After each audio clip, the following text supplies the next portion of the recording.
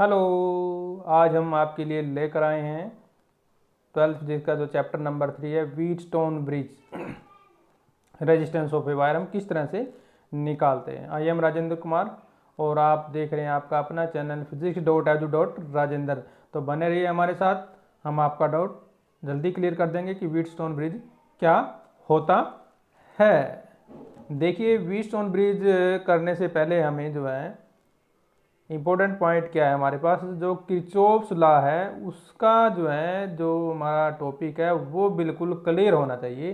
अगर आपके जो व्हीटस्टोन ब्रिज जब आप करते हो तो पहले आप किरचॉफ्स लॉ को रिवाइज कीजिए, क्योंकि यदि आप किरचॉफ्स लॉ को क्लियर कर देते हैं ना और आप उसके जो कॉन्सेप्ट है वो दिमाग में एक बार बैठा लेते हैं, व्हीटस्टोन ब्रिज कुछ नहीं है उसके सामने किरचॉफ्स लॉ गया। जैसे ही आपको किरचॉफ्स लॉ गया व्हीटस्टोन ब्रिज आ जाएगा। छोटा सा पॉइंट है, छोटा सा टॉपिक है, तो आप जो है किरचॉफ्स लॉ को जरूर पढ़ लीजिए। तो किरचॉफ्स लॉ कहता क्या है उसके बारे में हम थोड़ा सा बता देते हैं। उसने कहा था जितना करंट आएगा उतना करंट जाएगा किसी भी नोड से। ये किरचॉफ्स लॉ का पहला रूल था। इनके करंट टोटल करंट जो है हमारा सेम रहेगा, law of conservation of charge वाला इसमें फार्मूला हमने लगाया था। और दूसरा लगाया था हमने वोल्टेज रूल। वोल्टेज रूल भी ये कहता है भी टोटल वोल्टेज जो है cross the each terminal will be same रहे, मतलब टोटल हमारी वही जीरो आएगी। तो आप इन दोनों पॉइंट को बिल्कुल अच्छे तरीके से रट लीजिए। व्हीटस्टोन में यही बातें जो है हमें काम आने वाली है। तो ये सिंपल सा टॉपिक है। तो चलिए हम शुरू करते हैं हमारा आज का टॉपिक व्हीटस्टोन ब्रिज। तो इसमें हमने एक पिछले एग्जाम्पल वीडियो में भी एक एग्जाम्पल दिया था कि हमें इसमें यूज क्या करना है, भी जितना करंट हमने लिया उतना ही करंट वापस देना है हमें। ये बात आप नोट कर लीजिए, बिल्कुल इस पर रट्टा लगा लीजिए। यही इस जो हमारे व्हीटस्टोन ब्रिज है, चाहे मीटर ब्रिज हो, चाहे किरचॉफ्स लॉ, उसका यही राज है, यही मूल मंत्र है कि आपने करंट और वोल्टेज को ध्यान से देखना है, रेजिस्टेंस को भी देखना है, तब जाके हमारा ये कॉन्सेप्ट क्लियर होगा। तो कहने का मतलब भी जैसे मान लो हम कहीं किसी व्यक्ति को हमने 100 रुपये दिए हैं तो वो हमें वापस भी 100 ही करेगा अगर हम ब्याज की बात न करें। मतलब हमने जितना लिया है उतना ही देंगे। तो ये हमारा फार्मूला है व्हीटस्टोन ब्रिज में। तो करंट भी हमारा सेम यही रहेगा। तो चलिए ज़्यादा समय न लगाते हम इसको शुरू करते हैं फिर हम शुरू करते हैं हमारा जो टॉपिक है व्हीटस्टोन ब्रिज। तो हमने जो है किरचॉफ्स लॉ की ये जो हमारे पास एप्लीकेशन है व्हीटस्टोन ब्रिज। इसमें क्या होता है कि इसमें हम जैसे एक सर्किट लेकर चलेंगे और सर्किट जो हम नेक्स्ट आगे टॉपिक में हमारे पास दिखाया गया है जिसको हम व्हीटस्टोन ब्रिज कहते हैं। इसमें हमारे पास 4 रेजिस्टेंस होते हैं। 4 रेजिस्टेंस में हम पी क्यू आर एस भी ले सकते हैं या R1 R2 R3 जो आप चाहें वो ले सकते हैं। और इनके बीच में डायगनली जो है एक हमारे पास गैल्वेनोमीटर भी जोड़ा होता है जिसको हम बैटरी आर्म भी बोलते हैं। 2 पॉइंट के बीच में होता है वो, और जिसको हम बोलते हैं गैल्वेनोमीटर। विच इज गैल्वेनोमीटर क्या होता है, एक ऐसा डिवाइस जो करंट को डिटेक्ट कर लेता है, उसको हम क्या बोलते हैं, गैल्वेनोमीटर बोलते हैं। जो कि नीचे जो हमारा फिगर दिया गया उसमें दिखाया भी गया है। और इसमें जो एक पॉइंट आएगा हमारे पास बैलेंस कंडीशन भी इसमें बनती है जिसको हम बोलते हैं balance condition of the galvanometer. और वो क्या होती है हमारी, गिव द जीरो और नल डिफ्लेक्शन, उससे हमें जीरो या नल डिफ्लेक्शन मिलेगा। तो व्हीटस्टोन ब्रिज शुरू करने से पहले हम शुरू करते हैं हमारा जो पहला किरचॉफ्स लॉ के बारे में हमने क्या क्या पढ़ा है। देखिए हमारे पास देखिए पहले जब हम किरचॉफ्स लॉ अप्लाई करते हैं तो उसमें क्या हमने किया था भी, जैसे हमारे पास ये नोड है बीच वाली, ठीक है, तो यहाँ से करंट I2 अंदर आ रहा है, एंटरिंग करंट है हमारे पास, और ये I3 भी एंटरिंग करंट है, और ये I4 क्या है हमारे पास, करंट बाहर जा रहा है, I5 करंट बाहर जा रहा है, और I1 अंदर आ रहा है। ये तो ये जो हमारे पास कुछ करंट बाहर आ रहे हैं, कुछ करंट अंदर आ रहे हैं। तो किरचॉफ्स लॉ क्या कहता है कि जो total entering current is equal to total outgoing current, मतलब जितना करंट आया उतना ही करंट जाएगा। या हम मोटी सी जो बात है उसमें कह सकते हैं कि हमने जो पॉइंट लेके चलना है उसमें क्या लेके चलेंगे कि जो टोटल करंट है चाहे इनकमिंग हो चाहे आउटगोइंग हो उसका सारे का सम हमने क्या लेके चलना है, जीरो लेके चलेंगे। जैसे ये देखिए एक दिखाया गया है, ये पहला रूल हमारे पास I1 plus I2 plus I3, ये हमारे करंट क्या थे, एंटरिंग थे, और ये आउटगोइंग करंट थे, इसलिए इसको नेगेटिव में दिखाया गया है। और ये टोटल हमारे पास किसके बराबर रहेगा, जीरो के बराबर रहेगा। ये हमने पिछले रूल में पढ़ा था। और दूसरा जो हमने साइन कन्वेक्शन की थी इसमें वो भी ध्यान देने योग्य है। क्या कहते हैं, when current out from positive terminal then E को हम पॉजिटिव लेके चलेंगे, और जब current come out from the negative terminal तो हम क्या लेके चलेंगे, नेगेटिव लेके चलेंगे। और जब पोटेंशियल डिफरेंस की बात करेंगे, in the direction of the current we take potential difference negative लेके चलेंगे, माइनस आर लेंगे।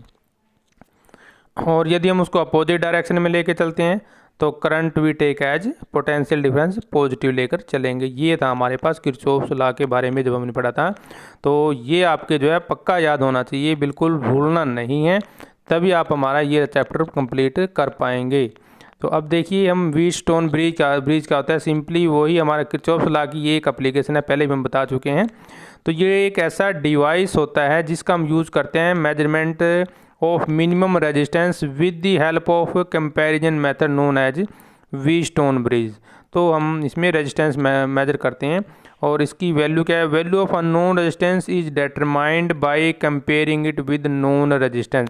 तो इसमें हमारे पास नोन रेजिस्टेंस भी होता है और अननोन रेजिस्टेंस भी, मतलब नोन का मतलब जिसकी वैल्यू हमें पता है वो होता है, और अननोन का मतलब जिसकी वैल्यू हमें नहीं पता वो होता है। और उस अननोन की वैल्यू हम निकाल लेते हैं किसकी मदद से, जिसकी हमें मालूम है। यही व्हीटस्टोन ब्रिज का प्रिंसिपल भी है।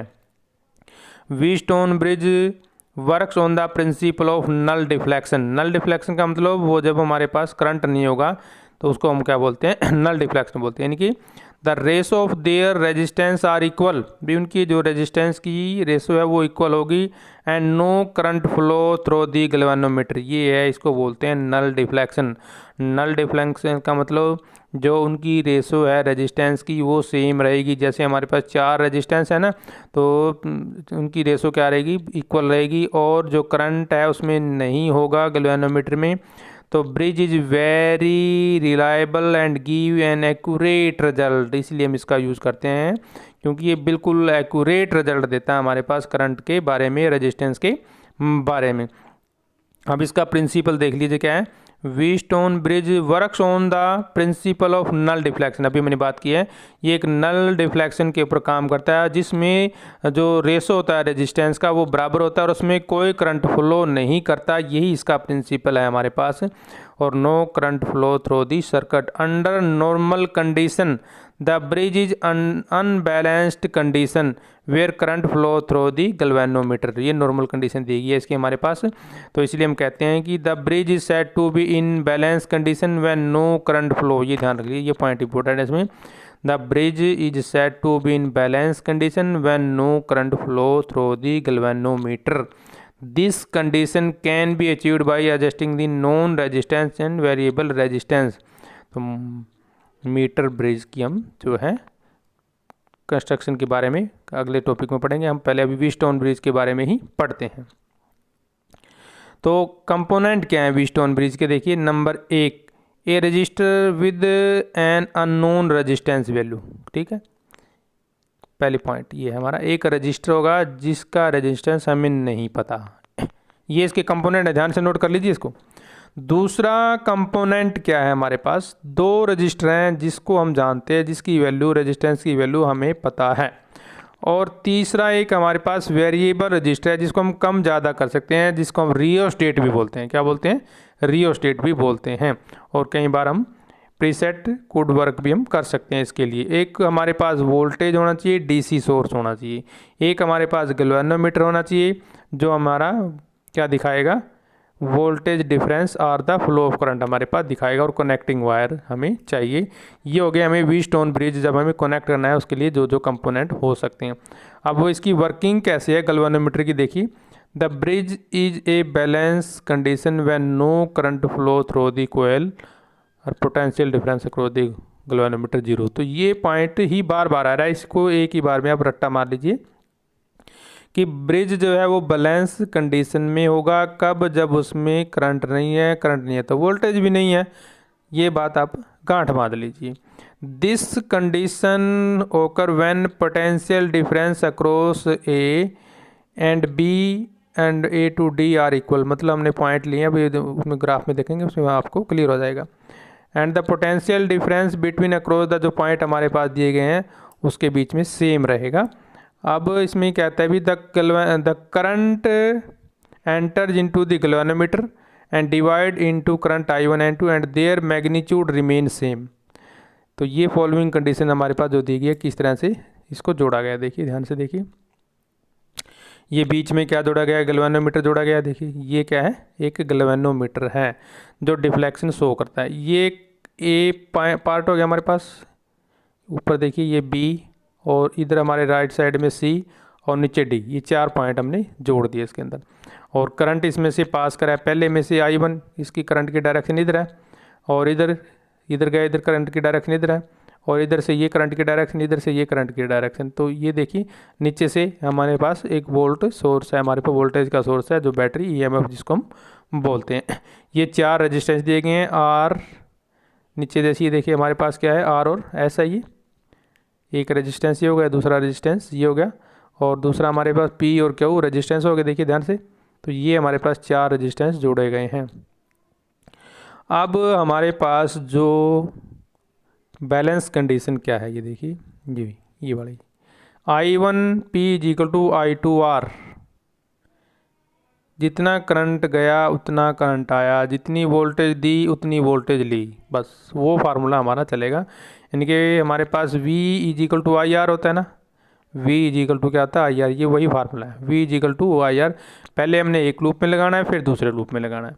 तो I1P यानी कि अब देखिए I1P क्या है, देखिए इधर से ये I1 है, ये देखिए ये I1P, ये पहला लूप हो गया हमारे पास। इसमें से देखिए करंट जा रहा है, ये I1P, इसमें से करंट गया, और किसके बराबर होगा तो हमारा ये I2R है। और I2R कहाँ पे, देखो ये दोनों करंट जा रहे हैं, ये इधर गया और ये इधर गया।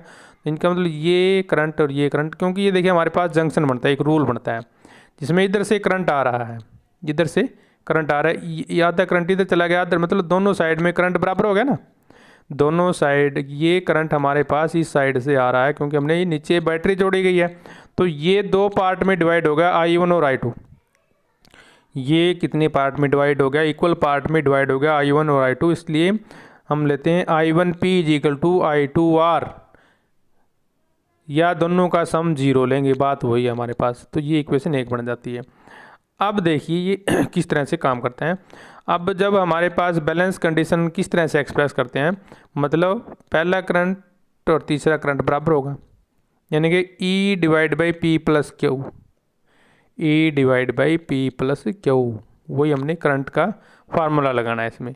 अब इसमें हमारे पास ऐसे ही हमारे पास I1 और I4 बराबर होंगे, E/R + S। देखिए एक बार हम उधर चलते हैं, ये देखिए ये I1 है, ये I2 है, ये PQRS है। इससे हमें जो है कंप्लीट आपको इक्वेशन समझ में आ जाएगी। यानी कि I1 = I3, ये हमारे पास I1 है, ठीक है, और ये क्या I3, ये दोनों क्या होंगे, इक्वल होंगे हमारे पास, क्योंकि ये करंट हमारे पास गया, इतना ही करंट इधर है ना हमारा, यहाँ से जो करंट जा रहा है वही करंट यहाँ पे है। क्लियर है बात ये। और उधर से भी हमारे पास I2 में भी यही कंडीशन हमारे पास, I2 और I4 वाली। तो इसलिए हम ये मान के चलते हैं कि ये करंट जो बराबर है, और इसलिए हमने हमारे पास इक्वेशन एक ये आ गई, इक्वेशन दूसरी ये आ गई। अब जो ये वैल्यू आई है हमारी, इसको हमें कहाँ पुट करना है, इसमें पुट करना है। I1 की वैल्यू यहाँ पुट करेंगे और I2 की वैल्यू यहाँ पे पुट कर देंगे। तो वैल्यू पुट करने से हमारे पास ये देखिए आ गया PE/P + Q और RE/R + S। अब इसमें से E कैंसिल हो गया, E क्या हो गया हमारे पास, कैंसिल हो गया। तो ये बच गया हमारे पास। अब क्या करना है, आपने क्रॉस मल्टीप्लाई करना है दोनों को। क्रॉस मल्टीप्लाई में R इसके साथ मल्टीप्लाई हो जाएगा और P इसके साथ मल्टीप्लाई हो जाएगा। तो ये बन गया हमारे पास। इसके बाद हमने अंदर मल्टीप्लाई कर दिया दोनों को, P + R P + S = RP और RQ, ये अंदर मल्टीप्लाई करने से आ गया। अब क्या हुआ, इधर देखिए ये क्या है PR, ये क्या है RP, ये कैंसिल हो गया। तो हमारे पास ये बच गया। हमें निकालना है रेजिस्टेंस R, तो बाकी दूसरी साइड चले जाएंगे। तो ये इक्वेशन आ जाती है हमारी व्हीटस्टोन ब्रिज के लिए। इसका मतलब P/Q = R/S, ये है हमारे पास व्हीटस्टोन ब्रिज का फार्मूला रेजिस्टेंस के लिए।